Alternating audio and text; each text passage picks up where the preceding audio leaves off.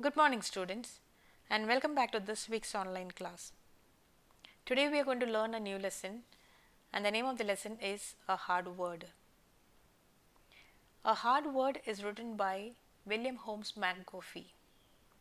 In this extract, McGuffey is trying to tell us the story of a boy called George who is unable to say a particular word. Let us read further to find out which word is difficult and why is he finding it difficult to pronounce.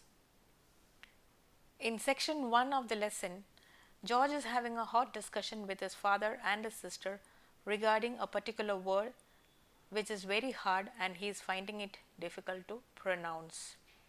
But according to their father, it's not necessary that a hard word has to be long enough and find it difficult to pronounce. Sometimes it can be a small word with a few letters can also be found difficult to pronounce. In this extract, section 1, they are talking about a word Popocatépetl. Now, what is Popocatépetl? Popocatépetl is the name of an active volcano found in Mexico. It was dormant for almost 50 years, but it came back to life and became active in 1994. From then onwards, at irregular intervals, this volcano has been erupting. Read section 1 and find out which is that difficult word that father has said has very less number of letters but very difficult to say or pronounce. In section 2, the writer is talking about George's experience where he is finding it difficult to say the word no. Let's read. In the morning, George went bravely to school, a little proud that he could pronounce so hard a word as Popocatépetl. Now, far from the schoolhouse was a large pond of very deep water where the boys used to skate and slide when it was frozen over. Now, the night before, Jack Frost had been busy changing the surface of the pond into beautiful crystal of ice, and when the boys went to school in the morning, they found the pond as smooth and clear as glass.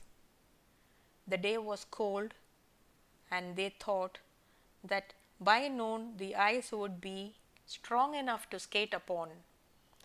As soon as school was dismissed, the boys ran to the pond, some to try the ice and the others merely to see it. Come, George, said William Green. Now we shall have a glorious time sliding. George hesitated and said he did not believe it was strong enough, for it had been frozen over only one night. Oh, come on, said another boy. I know it is strong enough. I have known it to freeze over it one night. Many a time, haven't you, John? Yes, answered John Brown. It did so one night last winter, and it wasn't so cold as it was last night either. But George still hesitated, for his father had forbidden him to go on the ice without special permission. I know why George won't go, said John. He is afraid he might fall down and hurt himself. Or the ice might crack, said another, and the noise would frighten him. Perhaps his mother might not like it. He is a coward, that's the reason he won't come. George could stand this no longer, for he was rather proud of his courage. I am not afraid, he said, and he ran to the pond and was the first one on the ice. The boys enjoyed the sport very much, running and sliding and trying to catch one another on its smooth surface. More boys kept coming on as they saw the sport, and soon all thought of danger was forgotten. Then suddenly there was a loud cry, "The ice has broken! The ice has broken!" And sure enough, three of the boys had broken through and were struggling in the water, and one of them was George. So, you have understood what happened in section 2. Now, you read section 3 and find out how they escaped, who came to their rescue, and how was the reaction of the parents. His father, how did he react? Was George really a coward? I don't think so, because I think George wanted to listen to his father but could not say no. However, he is not a coward for not wanting to play on the frozen pond. He just wanted to obey his father. What do you say about George's attitude? Did he change his attitude, or did the experience change him? I am sure you will agree with me. George's experience had changed him. He realized that what his father had meant by the difficulty of saying no and the necessity to say when it matters is more important.